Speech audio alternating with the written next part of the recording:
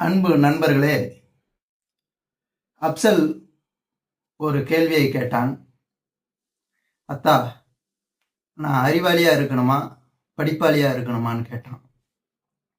அறிவாளிக்கும் படிப்பாளிக்கும் வித்தியாசம் தெரிஞ்சுக்கிட்டா நீ எப்படி இருக்கணுங்கிறத முடிவு செய்யலான்னு சொன்னேன்.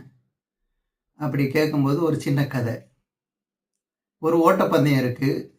அந்த ஓட்டப்பந்தயத்தில் பங்கேற்கிறவர்களெல்லாம் வரிசையாக நின்று கொண்டிருக்கிறார்கள். அதில் அப்சலும் நிற்கிறான். பக்கத்தில் அவனுடைய நண்பன் நிற்கிறான். ஓடத் தொடங்குறாங்க. பக்கத்தில் இருந்தவனுக்கு ஏதோ ஒரு முடியாத சூழல் வந்து விழுந்துடுறான், அல்லது அவனால் நடக்க முடியல, ஓட முடியல, ஏதோ ஒரு சூழல் அங்கே நடந்திருக்கு. இப்போ அப்சல் என்ன செய்யணும்? அப்சல் செய்ய வேண்டியது என்ன அப்படின்னு அவன்கிட்ட கேட்டேன். என்ன செய்யணும்னு தெரியலையே, ஓடி சாதிக்கணும், ஜெயிக்கணும்.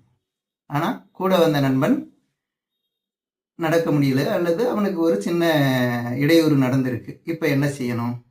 இப்போ தான் அறிவாளியா அவன் படிப்பாளியாங்கிறத உறுதி செய்ய வேண்டிய இடம் இருக்கு. அப்போ அந்த நண்பனை என்ன நடந்துச்சுன்னு கவனித்து அவனை அழைச்சிக்கிட்டு போகிறது அறிவாளித்தனம். ஓடி வெற்றி பெற்று விட வேண்டும் என்று நினைப்பது படிப்பாளித்தனம். படிப்பு என்பது அறிவையும் சேர்த்து வளர்க்க வேண்டும். அதுதான் இந்த சமூகத்திற்கு பயன்படும்.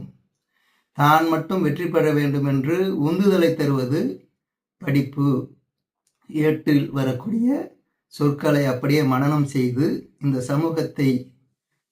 சமூகத்திலிருந்து தனியே நின்று தன்னுடைய நிலை மட்டும் சரியே என்று விவாதிக்கிற இடத்திற்கு நகர்வது அறிவாளித்தனம் ஆகாது. அப்பொழுது அறிவாளிகளாக வாழ்கிற வாழ்க்கைதான் அர்த்தமுள்ளதாக இருக்கும். இப்பொழுது அப்சல் முடிவு செய்திருப்பான், நாம் கற்கிற கல்வி நம்முடைய அறிவையும் வளர்க்க வேண்டும் என்பதை. நன்றி.